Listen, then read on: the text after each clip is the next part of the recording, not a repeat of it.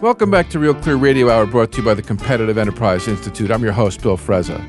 For the second half of our Seasteading Frontier show, we have best-selling author Joe Quirk turned Seavangelist, which is how he describes his role as Director of Communications for the Seasteading Institute, pioneering Earth's last frontier. Joe, welcome to the show. Thanks for having me, Bill. I'm a real fan. Thank you. I asked you to come on today to learn about the why, what, where, who, how, and when of seasteading, this crazy idea of setting up independent communities at sea. When I went to the Seasteading website to bone up for our chat, I expected to find a hardcore libertarian screed from Peter Thiel, and instead I found your 8 Moral Imperatives video, and I felt like I stumbled on a Greenpeace or Sierra Club website. What's going on? Patri Friedman proposed an idea that if lots of different governments competed on a fluid frontier to attract citizens, we'd unleash progress in governance. And I met him, and I thought that was such a deep and profound idea that I convinced him to let him to co-write a book with me about seasteading. And once I had to confront writing the book, I said, this is sort of an abstract idea. How do I make it evocative? Over time, I learned that all these different kinds of what I call aqua-preneurs have solicited the Seasteading Institute to propose their various ideas. And the evidence that seasteading is a powerful meta idea is in the diversity of people who have proposed their unique solutions to use the sea. So it's not one size fits all. It's not a one size fits all. And when I listen to various aqua-preneurs propose to us what they want to use seasteading for, I realized they sort of fulfill 8 great moral imperatives that are kind of ancient and biblical. And, I start off the 8 great moral imperatives talking about what have the moralists and religious leaders throughout history have talked about. They've said we should feed the hungry, we should clean the atmosphere, we should enrich the poor, we should cure the sick. And I realized that I could find a different aqua-preneur seeking to solve each of these problems by engaging the power and the freedom of the sea. And why can't they solve these problems at home? 193 governments don't represent the range of ideas that 7 billion people have produced. And the reason governments are dysfunctional is because they're monopolies. Each of us is born into a fixed geography, and some government claims to own us. And if you think they take too much and serve too little, you can't switch to a competing provider without leaving your land. You're stuck. You're landlocked. Now, Patri's insight was that if you can float, you're mobile. Imagine if your city was like a floating jigsaw puzzle. You can shift and assemble and reassemble at will, and governments can only form if people choose to attach to each other. So if you got in a political fight, you can detach your houseboat, sail somewhere else, link up with your allies, and found your own floating nation.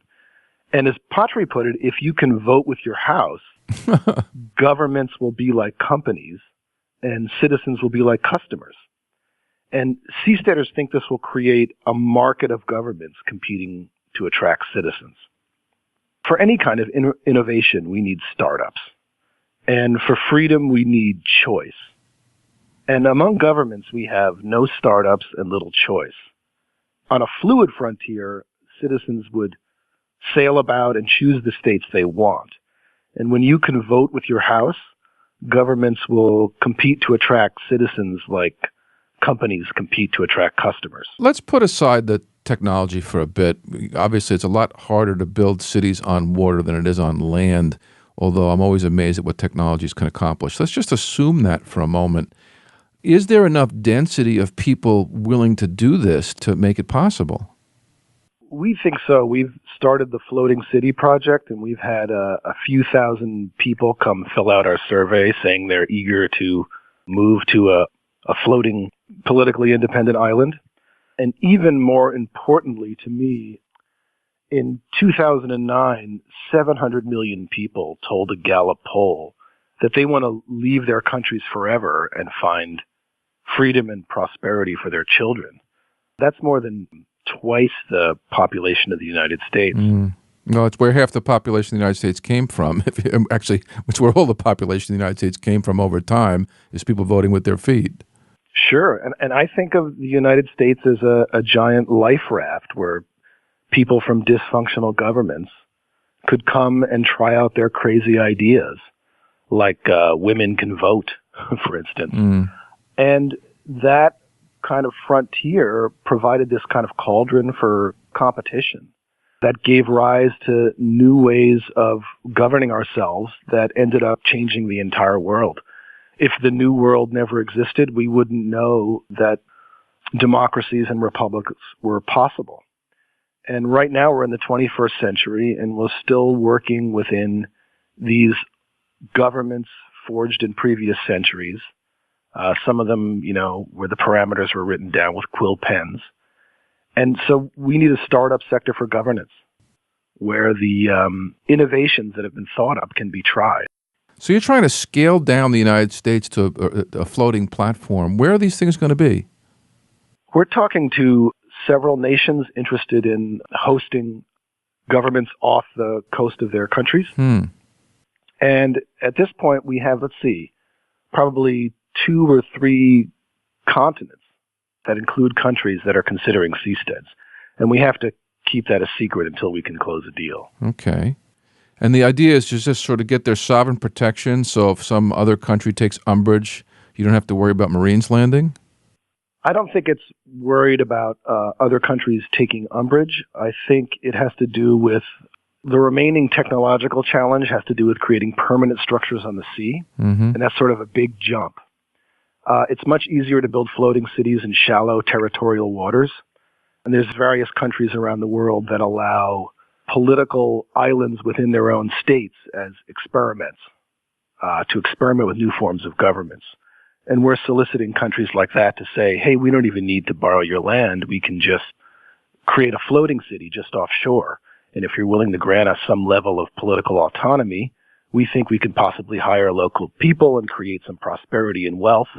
And if you allow us to do that, we can hopefully create prosperous floating societies that will then attract more ideas to the problem and get more engineers thinking about how to solve the deeper challenges of permanent floating structures on the high seas, which would be politically independent entities. Wouldn't it be easier in the beginning to just take a long-term lease on a patch of land that's not being used? And aren't people talking about that with the LEAP zones in South America? I'm very inspired by startup cities and the Startup Cities Institute and LEAP zones and SEZs around the world.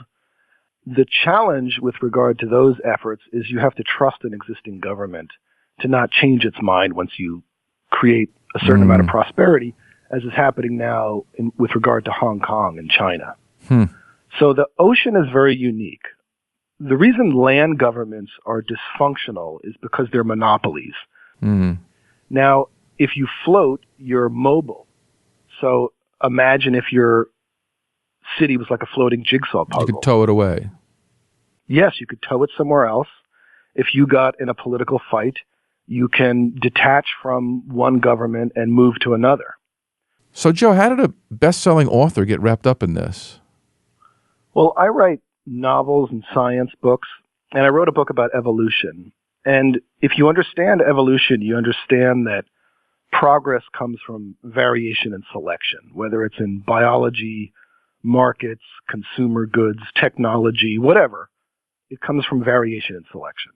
And I met Patri Friedman at Burning Man, where after 10 years of attendance, I saw that societies evolve in ways that can't be predicted from their original parameters. And I wondered how a temporary city in the desert could inspire floating cities at sea. So I went home and I read Patri's blog, and when he explained that on a fluid medium, people could vote with their houses, I saw that if your property was mobile, you'd have variation by governments and selection by citizens. And bam, that's the magic recipe for progress. And seasteading would allow us to enjoy the progress in governance that we enjoy in other technologies and consumer goods. that caused me to take the first real job I've ever had in my life with the Seasteading Institute, because I really think this could change the world and unleash progress in governance. So, Joe, how is all this supposed to work? What is the state of the technology right now in seasteading? Well, seasteading is already happening. Shell's Prelude is larger than the Empire State Building, and it will be floating in international waters for up to 25 years. This is an oil tanker?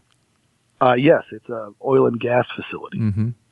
And if you're looking for something more homey, think about cruise ships, which are the size of skyscrapers. Mm-hmm. And they're semi-independent politically. They flourish where there is no state.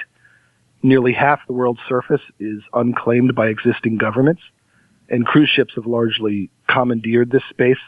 They dock in one nation, fly the flag of another nation, and they hire from anywhere. Mm-hmm. And they pick and choose the national laws best suited to their industry, and they make billions. But nobody has citizenship on a cruise ship. They pay taxes somewhere. Most of the passengers retain their citizenship, Mm-hmm. and they sign a contract for onboard security and health care with these floating skyscrapers. And so far, they haven't descended into the Lord of the Flies societies. I attended an Alaskan cruise, and it's like going camping and taking your maul with you. And so the private colonization of the seas has been going on right under our noses. We already hired a Dutch engineering firm to design our floating city project that will host about 250 residents. In the years ahead, we think we'll see new nations floating in international waters.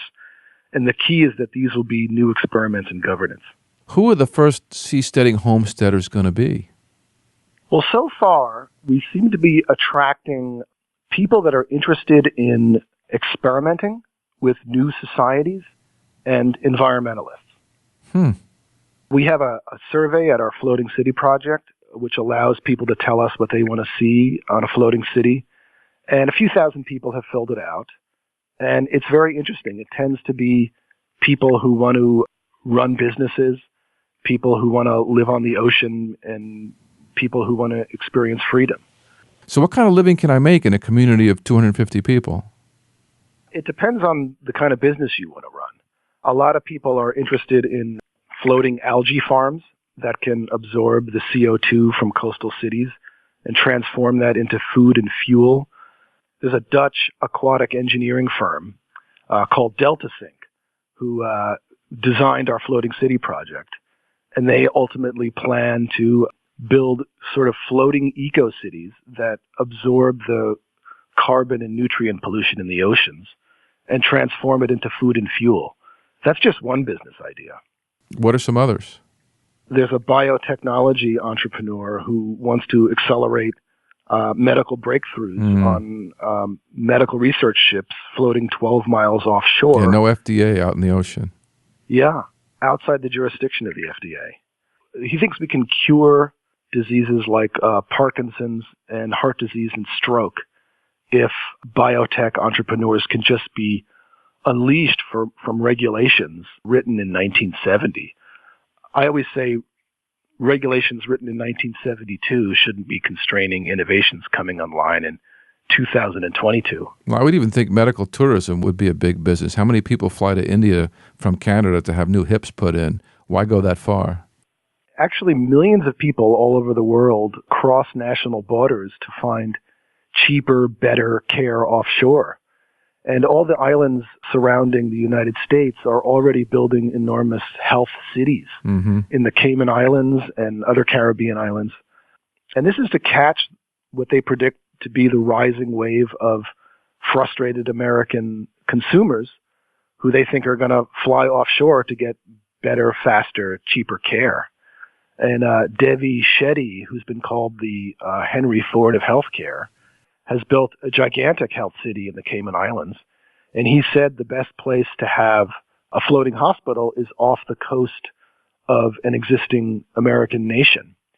And imagine if instead of having to fly to India or Thailand, you could take a ferry just offshore and get much cheaper care. Would residents of these cities be able to easily commute back to the host nation, or is this an ordeal passing through customs, and how's all that supposed to work? I think initially people on seasteads will retain citizenship in the countries where they originally came from. The ultimate goal of seasteads is to gain recognition from the United Nations. So I think this is going to develop by slow baby steps. Like, for instance, seasteads can't help you avoid taxes. The United States claims the right to tax anyone, no matter where they go, whether they go to a seastead or Sweden, especially if they make more than something like $92,000 a year. So the reason to go to a seastead would be a spirit of adventure or to start a unique business that you can't start when you're within the constraints of an existing government. And it's amazing to us how we provided this solution, which is floating city-states on the ocean outside the jurisdiction of existing governments. And people with new ideas just came to us with things they wanted to do that we would have never predicted. Well, you would hope that would happen. Isn't that the whole idea? Yes. One of my favorite examples is Neil Sims, a fisheries biologist from Australia. And he wants to feed the world with sustainable sashimi using free-floating aquapods that move with the schooling fish to recreate the conditions in the wild with virtually no environmental impact. I mean, imagine algae farms that move with the floating fish. And I saw that you wrote an article about another aqua-preneur trying the same idea somewhere else. The tragic thing about these ideas is that they've been essentially illegalized by the regulatory structure of the United States, and they've had to move to different jurisdictions. Neil Sims has moved his Valella research project to Mexico recently. That's one of the things that's retarding the development closer to the markets. I did read recently that fish farming had now surpassed open ocean fishing in the total tonnage of fish that we're consuming. And of course, it's a lot more sustainable than fishing out the wild fish out in the ocean. And imagine as these things scale up, the blue jobs that could be created on seasteads. Someone you interviewed, Michael Strong, he's an educational entrepreneur from the USA. His plan is to just propel millions out of poverty, which some of his supporters have called 1,000 floating Hong Kongs. He thinks if we can import, 21st century's most advanced legal systems to seasteads, we could welcome millions with blue jobs. And if the cruise ship industry can hire, hundreds of thousands of workers from the developing world temporarily, we think a proliferation of seasteads could potentially hire millions. The cruise ship model is an interesting one as an evolutionary jumping off point. It hadn't occurred to me till we were chatting just now, because we're used to it and nations' laws have accustomed themselves to it. And it's a lot easier to move things along slowly than try to do a big bang and create a new system out of nothing. And I guess we do have the models of the Hong Kong and Dubai and Singapore, of countries that were created, with new legal and economic rubrics. When is all this going to happen? Well, it's going to happen by slow baby steps. We hope that if all goes according to plan, and it never does, we'll have our first small floating city off the coast of an existing nation by 2020. That would be the baby step onto the ocean. The big stride onto the oceans, I think, is medical tourism. I think there'll be tremendous economic incentive and great money to be made with floating hospital ships and floating medical research ships. Perhaps most astonishing to me is ocean thermal energy conversion, which is also called OTEC, O-T-E-C. So Patrick Takahashi, he's a biochemical engineer. He wants to create floating eco-cities using OTEC, a proven green technology. It uses the ocean itself as a solar panel, and it provides renewable permanent source of energy for floating cities. And a working OTEC was made during the Carter administration. No. And in 2013, Lockheed Martin and the Rainwood Group signed a contract to develop the world's largest OTEC power plant off the coast of southern China to produce green electricity. And Ted Johnson, he's a former director of renewable energy at Lockheed Martin. He was famously quoted as saying, "Water will be the next oil." So when you consider that The technology to use the ocean as a solar panel already exists, and we just need the economic incentive to get it started. You see the potential for ocean cities to create energy for the land-based nations of the world. So they'd actually be exporting their energy to the host nation. That's what some have proposed. Seasteading is a big idea, and it attracts aqua-preneurs who think on a global scale, and it's very exciting. Joe, this sounds like a wild idea, but stranger things have happened. What are your hopes for the future, and how can people learn more? I'd like people to stop arguing about politics and start seasteading.